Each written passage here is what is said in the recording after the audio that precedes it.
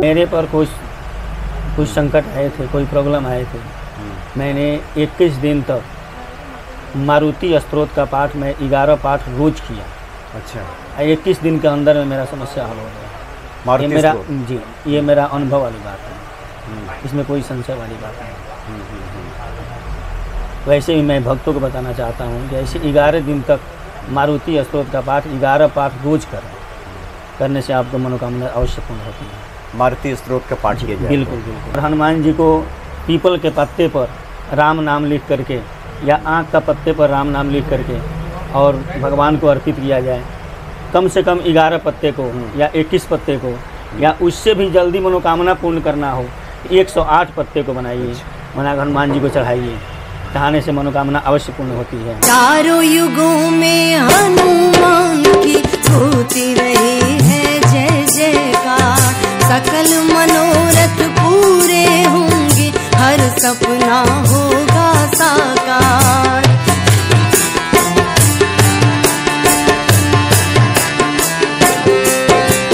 चारों युगों में हनुमान की होती रही है जय जयकार। सकल मनोरथ पूरे होंगे, हर सपना होगा साकार। उनके ही शरण में जाओ, उनके ही शरण में जाओ, रे होगा तेरा कल्याण।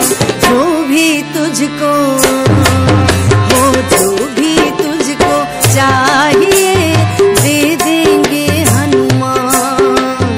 जो भी तुझको चाहिए दे देंगे हनुमान।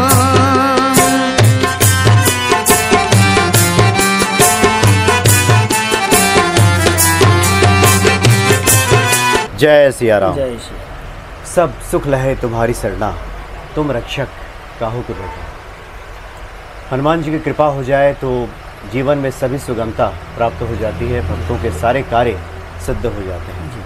हनुमान जी साक्षात यहाँ विराजमान हैं और हनुमान जी की महिमा बताने के लिए आज हमारे सामने उपस्थित हैं पूज्य पंडित जी, पंडित धनु पांडे जी। स्वागत है आपका। जय सिया राम। जय सिया। पंडित जी, आप तो हनुमान जी की सेवा में रहते ही हैं। जी। भक्तों के कल्याण के लिए बताएं कि भक्त अगर हनुमान जी की पूजा आराधना करें तो क्या उनके सभी कार्य सिद्ध होते हैं? क्या जीवन में सुख संपन्नता सब आती है? बिल्कुल होती है। पूजा करने के लिए सबसे पहले जी सर्वप्रथम अपने घर पे एक चौकी का फट्टा रखें, उस पर लाल वस्त्र बिछाएं। बिछा करके हनुमान जी का फोटो हो, तस्वीर हो या मूर्ति हो, वहाँ विराजमान करें। विराजमान करके उनको लाल पुष्प चढ़ाएं, लाल पुष्प चढ़ाएं, बूंदी का लड्डू चढ़ाएं, बूंदी चढ़ाएं। चढ़ा करके उनका यथाशक्ति हो उतना अपना पूजा पाठ करें। पूजा पाठ करने से हनुमान जी का फल अवश्य प्राप्त हो जाता है। और तांबे का लोटा एक ले लें, तांबे का लोटा लेकर उसमें जल भर करके हनुमान जी के सामने रख दें। अच्छा। और सर्वप्रथम जो भी पाठ करना है आपको, हनुमान चालीसा का पाठ करें, बजरंग बाण का पाठ करें या राम रक्षा स्तोत्र का पाठ करें। सब पाठ आपको मनोकामना की पूर्ति के लिए होता है। यानी तांबे के लोटे में जी आप जल रखें तो ज़्यादा अच्छा बिल्कुल है। बिल्कुल बिल्कुल सबसे अच्छा रहे। जी। और इस पाठ को नियमित रूप से 41 दिन तक करना चाहिए अपने मनोकामना की पूर्ति के लिए। हाथ में थोड़ा सा जल ले लें, जल लेकर के संकल्प करें कि मैं इस पाठ को करने जा रहा हूँ। अच्छा। हनुमान जी के पास उस जल को छोड़ें, छोड़ करके हनुमान जी के पास बैठ कर पाठ करें। पाठ करने के बाद उनको भोग लगाएं, आरती करें। आरती करने के बाद उनको यथाशक्ति हो आप प्रसाद में चढ़ाएं, चढ़ा करके उनका पूजन करें। उसमें थोड़ा जल ले लें, अच्छा। थोड़ा चावल ले लें, एक सिक्का रख लें, एक सिक्का रख लें। सिक्का रख लें।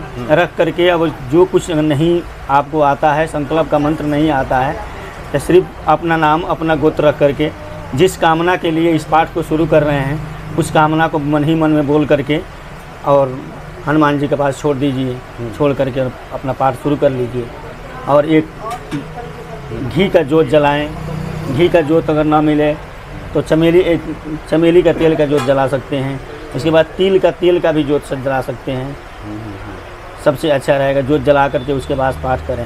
हम देख रहे हैं कि हनुमान जी को आग का पत्ता का माला अर्पित किया गया बिल्कुल, है। बिल्कुल। इसकी कुछ विशेष महिमा है, महत्व विशेषता है कि आपके मन में जो कुछ मनोकामना है उसको मन ही मन में रख करके और हनुमान जी को पीपल के पत्ते पर राम नाम लिख करके या आँख का पत्ते पर राम नाम लिख करके और भगवान को अर्पित किया जाए। कम से कम 11 पत्ते को या 21 पत्ते को या उससे भी जल्दी मनोकामना पूर्ण करना हो 108 पत्ते को बनाइए, बनाकर हनुमान जी को चढ़ाइए। जैसे कोई कोर्ट कचहरी के मामले में फंसे हुए हैं, जल्दी नहीं सुलझ रहा है, तो उसके लिए कौन सो काज कठिन जग माही, जो नहीं होत तात तुम पाही। इस मंत्र का एक माला अवश्य जाप करें रोज जाप करने से ये पूर्ण हो जाता है। यानी कौन सुकाज कठिन जग माही, जो नहीं होत तात तुम पाही। और उससे भी संकट कटे मिटे सब पीरा, जो सुमरे हनुमत बलबीरा। इससे भी संकट काटने वाले हमारे हनुमान जी होते हैं। कि अपने आस पड़ोस के मंदिर में जाएं और एक तांबे का पात्र ले जाएं, उसमें जल भर करके हनुमान जी के सामने रख दें, एक ऊपर से पूर्ण पात्र रख दें या नारियल रख दें, जटा वाला नारियल रख करके और इसमें कलावा बांध करके वो लोटे में स्वस्तिक बना करके और वहाँ नीचे थोड़ा सा चावल रख करके फूल रख करके उसको स्थापित कर सकते हैं। स्थापित करके वहीं मंदिर में या अपने घर में भी कर सकते हैं। बजरंग बाण का पाठ 108 बार एक माला रोज करने से जो भी संकट आपके रास्ते में आ रहे हैं वो भी दूर हो जाते हैं। बहुत लोग कहते हैं जे मेरे कुंडली में राहु केतु जो खराब होते हैं उनको दक्षिण मुखी हनुमान जी के पास बैठ करके या किसी ब्राह्मण से बोल करके 21 दिन बजरंग बाण का पाठ अगर करा दिया जाए एक माला रोज, तो उससे राहु केतु सब शांत हो जाते हैं कुंडली का। अच्छा, बिल्कुल। या तो स्वयं करें जी, या किसी पंडित जी से बात बिल्कुल करके। स्वयं करें तो स्वयं कर लें और उत्तम है, नहीं तो किसी सुयोग्य ब्राह्मण से संकल्प ले करके ये काम करना चाहिए। संकल्प लेकर के और उसके बाद दक्षिण मुखी हनुमान जी का ये भी महिमा है। ये घर बहुत पंडित जी ने बताते हैं आपके घर में पितृदोष लग गया है, पितृदोष लग गया है। पितृदोष दक्षिण मुखी हनुमान जी को पूजा करने से पितृदोष भी शांत हो जाता है। अच्छा, बहुत लोग ये भी सोचते हैं कि पितृदोष कैसे पहचाने कि पितृदोष हमारे घर में है। आज हम बता देते हैं कि पितृदोष अगर आपको 5 रुपया आपका सैलरी है या 5 रुपये का आप काम कर रहे हैं और 7 रुपया अगर खर्च हो रहा है तो आप समझ लीजिए कि मेरे घर में पितृदोष है। अच्छा, ये भी लक्षण है। बिल्कुल, मैंने आमदनी से ज़्यादा अगर खर्चा होने लगे। बिल्कुल। अच्छा, अगर परिवार में पति पत्नी हो या माता पिता हो या बच्चे हैं, किसी में अगर अनबन हो रहा है, वो अनबन शांत होने का नाम ही नहीं ले रहा है, उसके कारण भी पितृदोष हो सकता है। अच्छा, पति पत्नी में जो लड़ाई हो जाता है, कभी ऐसी स्थिति आ जाती है जो तलाक वगैरह का सिस्टम आ जाता है, उससे भी पता लगता है जो पितृदोष का कारण है। किसी बच्चे का विवाह शादी में अगर देरी हो रहा है, लेट हो रहा है, वो भी पितृदोष का कारण है। मतलब बहुत सारी परेशानियाँ बिल्कुल बिल्कुल का वजह है। लेकिन ये सब परेशानियों को दूर करने वाले दक्षिण मुखी हनुमान जी होते हैं। अभी हम लोग जहाँ बैठे हैं शायद ये भी बिल्कुल दक्षिण मुखी हनुमान जी बिल्कुल दक्षिण मुखी हनुमान जी हैं। दक्षिण मुखी हनुमान जी के सामने बैठ करके अगर कोई भी भक्त हैं अपना मनोकामना ले करके अगर दीपक जला करके पाठ करें तो हमारे हनुमान जी बहुत जल्दी प्रसन्न हो जाते हैं और बहुत जल्दी सुन लेते हैं। तो दक्षिण मुखी हनुमान जी की विशेष महिमा है। बिल्कुल। तो पितृ दोष की वजह से अगर ये परेशानी आ रही है तो दक्षिण मुखी हनुमान जी के सामने इस तरह का पाठ या तो स्वयं करें जी या फिर पंडित जी से कराएं। बिल्कुल। तो ये जो दोष है इसका शमन हो जाता है। बिल्कुल शमन हो जाता है, समाप्त हो जाता है। बिल्कुल।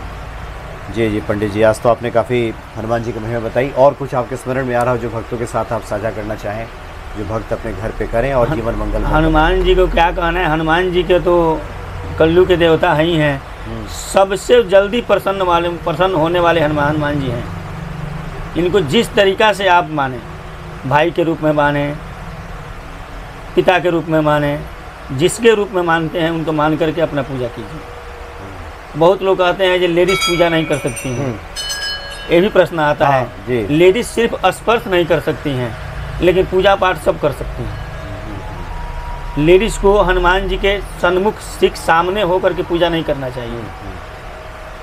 थोड़ा सा हट जी, थोड़ा सा साइड हो करके बिल्कुल बिल्कुल सम्मुख होकर के पूजा नहीं करनी चाहिए। जी जी। ये भी होता है। वैसे भी देव प्रतिमा से थोड़ा सा हट करके ही। बिल्कुल बिल्कुल।